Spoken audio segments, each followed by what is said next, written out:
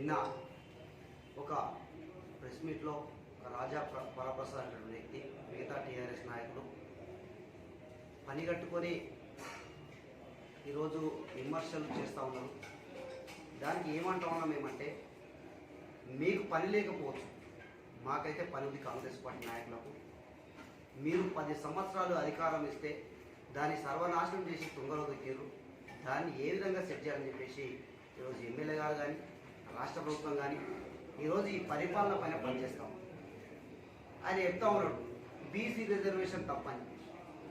మరి BC reservation తప్పైనప్పుడు 10 సంవత్సరాల కాలంలో ఒక బీసీ రిజర్వేషన్ తీసుకురావాలి, బీసీలకు సమానమైనటువంటి న్యాయం కల్పాలని చెప్పేసి ఎందుకు టీఆర్ఎస్ పార్టీని అడగలేవు నువ్వు రాజా వరప్రసాద్ అని చెప్పేసి అడుగుతా ఉన్నావు.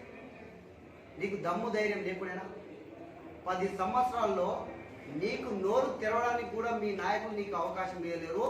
నిన్ను ఎక్కడో ఒక రూమ్లో కూర్చోబెట్టారు.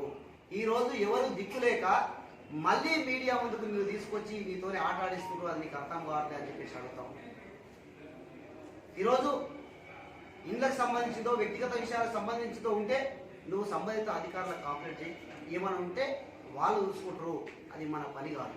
వ్యక్తిగత విమర్శలు చేస్తే నీకంటే గొప్పగా చేయడానికి మాకు చేతన అవుతుంది. ఒకే వ్యక్తిని పట్టుకొని వేరే దగ్గర పోటీ చేసాడు, ఇక్కడ ఎందుకున్నాడు అని కాదు. ఆ వ్యక్తి 1995లో షాద్ నగర్ ప్రాంతంలో బడుగు బలహీన వర్గాలకు, ఎస్సీ ఎస్టీలకు, గుళ్ళలకు ప్రవేశం లేకపోతే కార్మిక కర్షకుల కోసము పోరాటం చేసి కేసులు పెట్టుకొని జైలుకి వెళ్ళి పేద బడుగు బలహీన వర్గాలకు న్యాయం చేసినటువంటి నాయకుడు రఘు గారు. నీవేం న్యాయం చేసినావు? ఎంతమంది పేదల కోసం ఉద్యమాలు చేసినావు? చెప్పు నీ చరిత్ర. యువతలో మా రఘునాయక్ గారి చరిత్ర మేము తీస్తామని చెప్పేసి మేము అడుగుతా ఉన్నాం. ఈరోజు డబ్బులే కావాలి, పదవులే కావాలనుకుంటే నీకు ముష్టి ఒక పదవి పడేసారు. కానీ ఈరోజు అదే రఘుకు పదవులు కావాలంటే ఎంతో మంది ఎమ్మెల్యేలు కానీ రాష్ట్ర నాయకత్వం కానీ ఏ పదవి కావాలంటే ఆ పదవి ఇచ్చేటటువంటి పరిస్థితిలో ఉండే. అయినా పదవులు తీసుకోలే. ఎందుకోసం అంటే పేద బడుగు బలహీన వర్గాల కోసము పని చేయాలని చెప్పేసి వచ్చినటువంటి నాయకుడు రఘు. నీవు విమర్శలు చేయి, మేము కాదనట్లేదు. అభివృద్ధి పైన ప్రశ్నించి మేము కాదనట్లేదు. వ్యక్తిగత పోకళ్ళకు మాత్రం నువ్వు ఓకు రాజా వరప్రసాద్.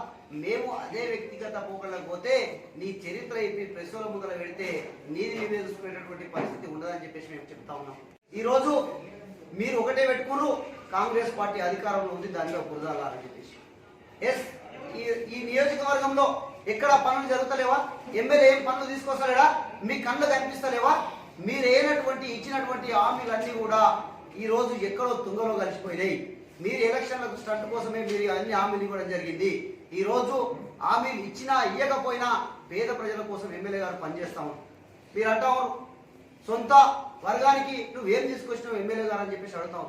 అరే పిచ్చోడా, ఈరోజు సొంత వర్గం కోసం పనిచేసేటువంటి వాళ్ళు ఎమ్మెల్యే కాదు, అన్ని వర్గాలను కలుపుకొని తన వర్గాన్ని కూడా ముందరికి తీసుకుపోయేటటువంటి నాయకుడే ఎమ్మెల్యే.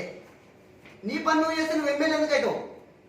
నీ పని చేస్తూ 10 మందితో నీ పని చేపిస్తూ ముందరికి నడిచేవాడే రాజకీయ నాయకుడు, నిజమైనటువంటి లీడర్. నువ్వు సొంత వర్గాన్ని ఎందుకు తరేసి మాట్లాడతావు? సొంత వర్గాన్ని ఏ రకంగా ముందరికి వాళ్ళో ఆయనకు ఉంది తెలివి. నీవు చెప్పాలని నీతులు చెప్పాల్సినటువంటి ఏం లేదు సోయి లేనటువంటి రాజా వరప్రసాద్. నీవు సోయితోని నీవు నీ పార్టీలో ఉండేటటువంటి నాయకులను కార్యకర్తలను ఫస్ట్ సరి చేసుకోండి. దానిపైన మీరు పనిచేయండి.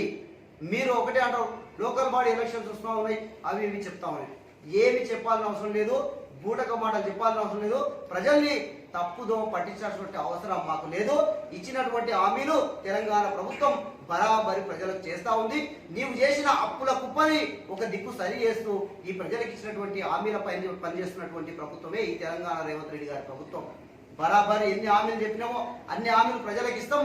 ఖచ్చితంగా నీవు కళ్ళు పెట్టుకొని చూస్తూ ఉండు, నీ కళ్ళకు కనిపిస్తాయి 5 సంవత్సరాల వరకు అన్ని హామీలు కూడా ప్రజలకు నెరవేరుస్తాం తప్ప నీవు విచిత్రమైనటువంటి మాటలు మాట్లాడుతూ సబ్జెక్టు లేనటువంటి మాటలు తీసుకొచ్చి అనవసరమైన రాద్ధాంతాన్ని చేసి నీకు సమయం లేకపోవచ్చు, మా సమయాన్ని ఖరాబ్ చేయకని చెప్పి మేము చెప్తా ఉన్నాం. ఇప్పుడు కూడా నీవు పెట్టినటువంటి ప్రెస్ మీట్కు మాకు పెట్టాల్సినటువంటి అవసరం లేదు.